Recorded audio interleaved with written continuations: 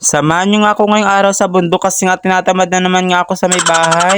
Charis lang, ngayong araw pala ay magtatanim kami ngayon ng saging. Yung saging nga ay galing sa bariyo, dinala nga lang namin dito para may maitanim na kami. Kalayuan nga din tong bundok namin kaya napagod din ako. Tuwing pumupunta nga kami yung bundok ay lagi kami pinapadala ni mama ng saging kahit hindi naman kasi nga pagod maglakad, charis. Flex ko nga din yung tanim ni mamang gulayin. Ang tawag nga dyan ay balinghoy kung di nyo alam. Masarap nga ang laman yan kaso mahirap hukayin kasi nga malilim-lalim. Pag nahukay mo naman ay napakasarap sa pakiramdam kasi nga ang daming laman. Depende na lang kung dadagain be. Minsan kasi kinakain ng daga imbes marami mahukay mo yun, maunti na lang. Aakyat nga ako dito sa mataas tabangin. Bida-bida ka talagang tao ka, mamaya gumilong ka dyan. Pag akyat ko nga hindi kinaya ng pares ko kaya bumaba ako. Kukuha sana ako ng gatong. Kaso wag na lang kasi nga ang init. Di kinakaya ng powers ko, charo. Parang hindi sanay sa init ha. So pala ang likod ng kubo namin napakadumi pa. Hindi pa kasi ito nalilinisan. Tawag nga pala dyan ay kaingin. Napakalit ka ng kubo ng ginawa ni Papa kasi nga tambayan lang yan or pahingahan ganun. Nagkukopra nga si Papa sa bundok ay dyan din natutulog. Tapos nakakita nga ako ng mais dito, mais ben or damo lang. Magkawig nga silang konti kaya napagkamalan kong mais. Ni Mama damo lang daw yun. Tapos nakakita pala ako dito ng biyabas kaso napakadamo pa baka may ahas. Di pa kasi natatabasan ni Papa. Nakita ko pala tong alaga namin Leon para relax lang. Papagamasin sana namin tong alaga namin Leon para naman may ambag. Nakita ko nga na may bunga na tong saging kaya kinuha ko na yung puso. Para naman may pangulam kami mamaya kahit nga maliit pwede na yan. Baka talagang pinipiling tao ka kahit maliit. Nakita ko nga to si mamang matanim na kaya nagtulong na ako para ba may ambag. Tumulong na ako dito kay mama magamas kasi napakalawak. Nakakalate na nga ni mama. Siguro kung pag nag-overnight kami dito matatapos na to. Katapos ng gamasan ni mama ay tinataniman na agad ng gulay para ba mabilis. Nakita nyo naman diba kanina? Medyo malawak na din itong nagagamasan ko kaya tumigil muna ako. Para ba magpahinga. Yung nagsisipag-sipagan ka na nga lang pero napapagod ka pa. Umulan nga dito kanina pero nagdidilig ako ng mga tanim ni mama. Bobo ka talagang tao ka, di ka nag-iisip. Alam mo namang umulan. Ay hindi ba matuyo? May sarili ka talagang mundong tao ka. Wala na tong pakilaman, sariling version ba? Papapatulala ka na lang talaga sa kabubuan tao na yan. Huwag ka na kasing mangyala. Hindi nga tumatapos-tapos tao na to kadidilig mga may alunod din. Imbis mapakinabangan, nalunod. Inisyon nga ako ngayon gagawin kaya napagod akong umakyat dito sa may tuktok ng bundok. Dahil nagugutom nga tong tao na to kaya umakyat talaga. Yung tipong kakakain mo lang kanina pero nagutom ka na agad. Maladrago na nga tong alaga niya sa tiyan. Ang mission niya ay paano siya dyan makakakyat kasi nga basa ang puno kakatapos lang ang ulan pero may lahi naman yung unggoy.